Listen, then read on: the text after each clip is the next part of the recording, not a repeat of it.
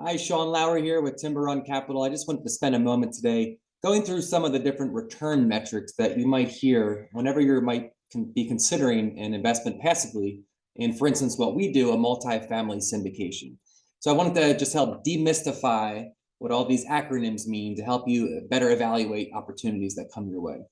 So first, let's take a look at cash on cash return. So we're going to use a hypothetical initial investment of $100,000 and over a 3-year projected hold period, assuming the property gets sold at the end of year 3. So year 1, you see $5,000 is your cash flow that you receive in year 1. Year 2, the same $5,000. Year 3, the same $5,000. We'll keep it super simple here today. So your average cash on cash, and all cash on cash, the calculation for that, what that means is you take the cash flow that you receive and you divide that by your initial investment. So for instance, you received $5,000 year 1 into a $100,000 investment. That's a 5% cash on cash return. For simplicity, we're looking at the same cash on cash return each year, 5% year 1, 5% year 2, 5% year 3. You take the $15,000 in cash flow that you received, divide it over your holding period of 3 years. Your average cash on cash is 5%. Okay. What this does not factor in is any sale proceeds or refinance proceeds or any pay down of the mortgage that might exist on the property. Your average annual return. This is one that I see more often than not. And in a sense, this is a very simplistic way and it might overinflate potential returns, but let me explain why. So you have, again, your initial investment, the same assumptions. The only thing different between average annual return and cash on cash return in this case is that it will factor in the exit of the property, the sale, the capital event. So the sale proceeds, that your portion, you would be getting $25,000. You have $5,000 in cash flow year 1, the same in year 2, the same in year 3, plus $25,000 from the sale of the building and net proceeds.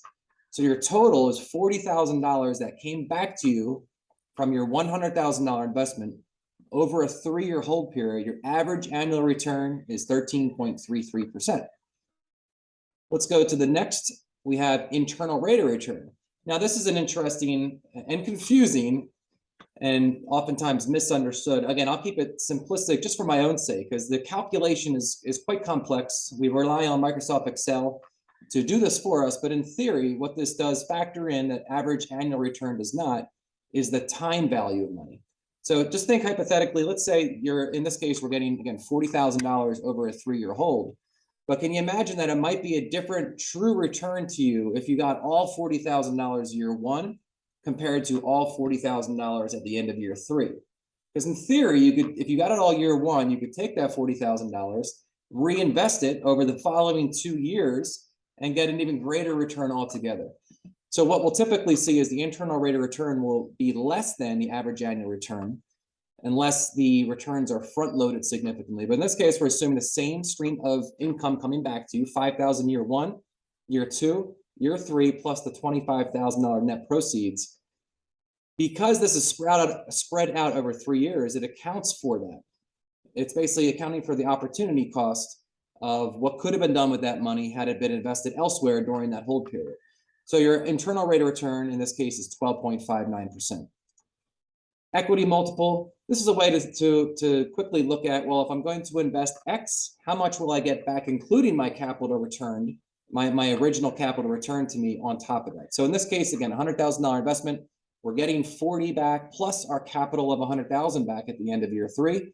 So $140,000 divided by my initial investment of $100,000, my equity multiple is 1.4x or 1.40. So is this a good deal? So in summary, we have, again, we talked about our initial investment, the stream of returns.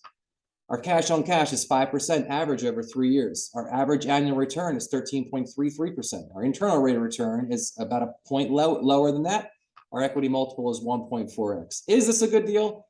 It's hard to say. It's not a blanket statement for everyone. Your needs and your investment criteria, your investment desires might be different than someone else's. You might be a retiree where cash flow is the most important thing. Some deals might not have cash flow year 1 or year 2. There's other deals that are more speculative in nature, or a development deal where you have to build the building from the ground up and it might not be returning any money for several years, but it might be a larger return in the end. So one of the most important things is to have a conversation, for instance, with us, get a feel for what's important to you so that we know what to bring to the table for you to consider. but this is a good reference for you to understand what the terminology means. And then you can help determine what is your criteria, what makes a good deal for you. That's the most important thing.